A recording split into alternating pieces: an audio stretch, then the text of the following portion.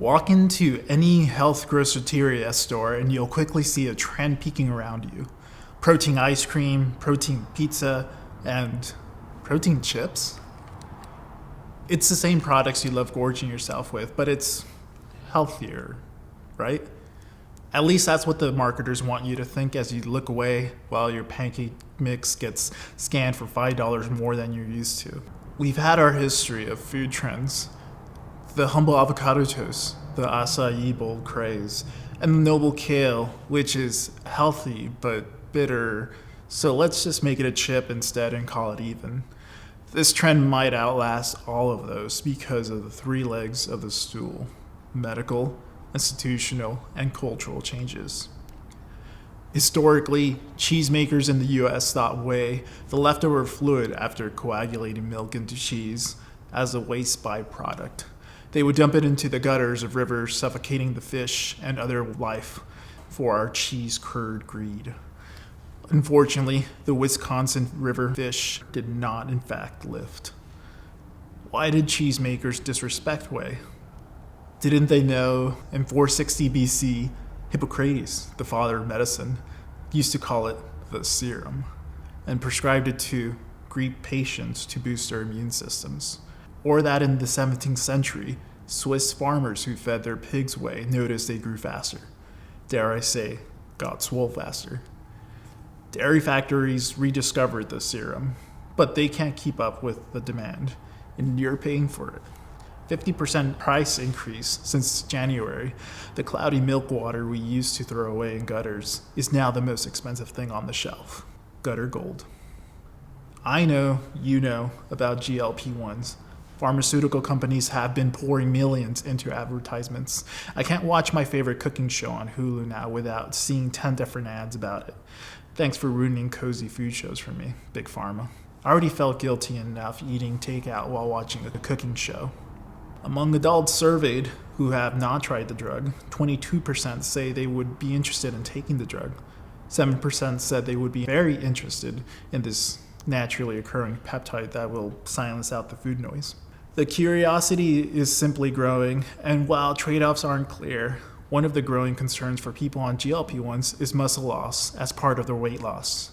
Doctors recommend resistance training and higher protein intake to retain muscle while losing body fat. Believe it or not, it gets harder to stuff your mouth with chicken on these drugs, so an easier way to ingest it is whey mixed into a shake. This medical recommendation, as more adults take the drug, will solidify its position on the shelves. It's hard to change the eating habits of people, so packaged food companies will shift the ingredients for you and charge you more. Hey, it's medically backed. Say what you will about the Maha movement. One of the few things I agree with is the new food pyramid flipped the traditional pyramid upside down. This pyramid guide has been used by the USDA since 1992 and has been impacting what American families eat daily. Its new inverted funnel look prioritizes high-quality foods like protein, healthy fats, and vegetables. This new emphasis on protein will be recommended and taught in public education classes and will be on the minds of children and young adults as they make decisions on their daily diet. Growing up, I also remember doctors handing out this pyramid diagram after my yearly physical exams. After a while, you finally take note and read it. When you go to class or pick up your children, you'll notice it on the classroom walls. This becomes known as common knowledge, and so will the increase in protein portions on American plates. Influencers, once limited to their internet circles, have now broken out into general cultural fabric. One of those health and general science influencers is Andrew Huberman. It's a wild experience when you go out on a walk with a coworker and unprompted, they bring up Huberman and what his new protocol is. He's the biggest right now, and there are plenty of others echoing the same health advice. Rhonda Patrick, Peter Attia, and dozens of others recommend about 1 gram per pound of body weight, or 2.2 grams per kilogram, especially for those doing resistance training for muscle growth. The average US 20-year-old male weighs about 200 pounds, which means they recommend 200 grams of protein for someone doing resistance training. It's a simple recommendation. Eat more healthy protein. When the third chicken meal of the day doesn't sound appetizing, The whey shake becomes the backup. When this advice is broadly echoed online and hits the work, walk, talk, dinner table, or neighbor banter, you know your next tub of gutter gold is coming for your wallet. The millennial avocado had its moment.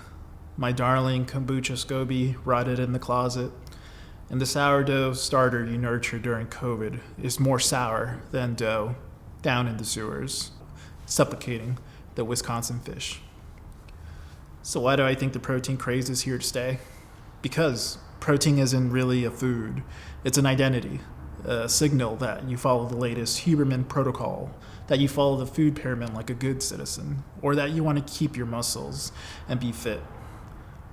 What was once only purchased by gym bros and athletes is now embedded into our packaged goods through powdery goodness. Your next carnival funnel cake might just have some protein powder for an extra $1. Will it make you fitter? Maybe. Fit in? Most definitely.